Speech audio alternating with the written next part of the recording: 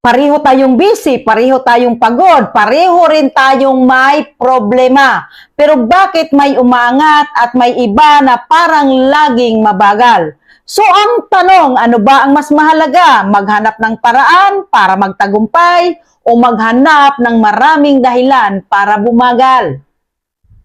Hindi to usapang swerte. Hindi rin ito kung sino ang pinaka-talented. Ito ay usapang desisyon araw-araw.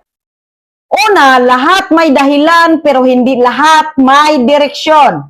May dahilan ka, napagod ka, kulang ka sa oras, kulang ka sa suporta. Valid yan, pero tandaan mo, ang dahilan hindi ka dadalhin sa gusto mong buhay.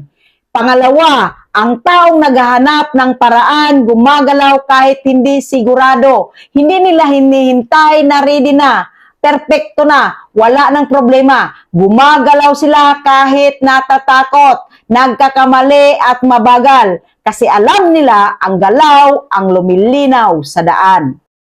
Pangatlo, ang dahilan, proteksyon ng comfort zone.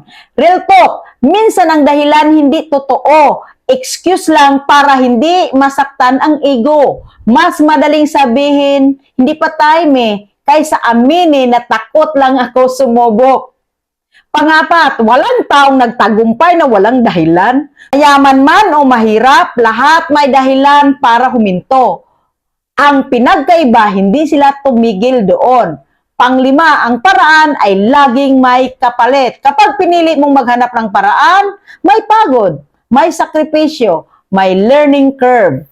Pero may kapalit na progress, may kapalit na confidence, at may kapalit na resulta.